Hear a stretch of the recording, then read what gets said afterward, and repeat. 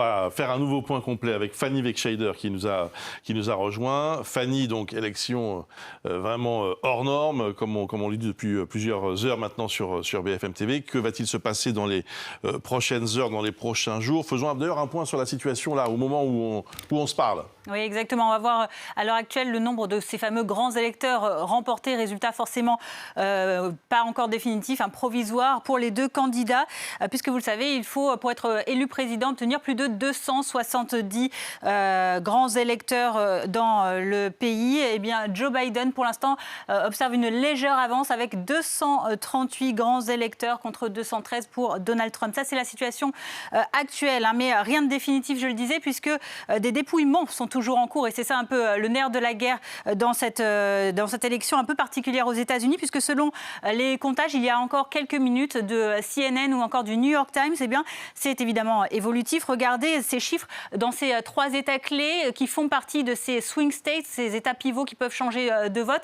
Trois États clés du Wisconsin, par exemple. Les trois sont dans la Rust Belt, cette ceinture industrielle anciennement des États-Unis. 10 grands électeurs au Wisconsin et 82% pour l'instant de bulletins qui ont été dépouillés. La Pennsylvanie, qui compte 20 grands électeurs, n'a dépouillé que 74% de ses bulletins. Quant au Michigan, 16 grands électeurs, il a dépouillé 71% de ses bulletins. Il reste donc un peu moins d'un tiers de bulletins à considérer. Des votes pour le moment dans ces trois États en faveur de Donald Trump.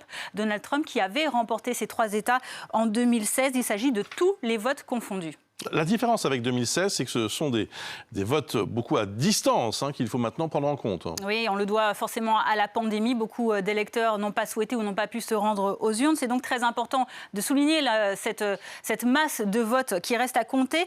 Des votes à distance, par exemple, puisqu'il s'agit de 100 millions de votes à la fois anticipés et par correspondance qui ont été effectués pour cette élection. Pour les votes par correspondance, d'ailleurs, un petit chiffre, cette année, il y en a eu 10 fois plus que lors de l'élection de 2016. Et pour le cas particulier de la Pennsylvanie, l'un de ces swing states que l'on surveille de très près, le fief notamment de Joe Biden, son état d'origine, eh bien, il a été gagné par Trump en 2016, je le disais, mais la loi autorise dans cet état en particulier le décompte de ces bulletins à distance pendant 3 jours après l'élection, donc encore jusqu'à vendredi. Trump a clamé, a revendiqué sa victoire, a de nouveau dénoncé une fraude électorale. Ça veut dire que des recours sont possibles. Oui, en tout cas, c'est ce sur quoi compte Donald Trump, qui veut invalider ces votes par correspondance. Des recours sont donc possibles auprès de différentes institutions judiciaires du pays. Tout d'abord au niveau local, au niveau fédéral, chaque État ayant ses propres règles électorales. Et puis aussi au niveau de la Cour suprême. C'est ce qu'a annoncé Donald Trump dans son discours tout à l'heure. Il a annoncé qu'il allait saisir la Cour suprême des États-Unis. Cette Cour suprême, elle est composée de 9 juges. 3 progressistes et 6 conservateurs, dont 3 directement nommés par Donald Trump, mais sans précision pour le moment de la part du président sortant sur les raisons ni sur les modalités de cette action en justice pour le moment. Merci beaucoup. Fanny, question piège.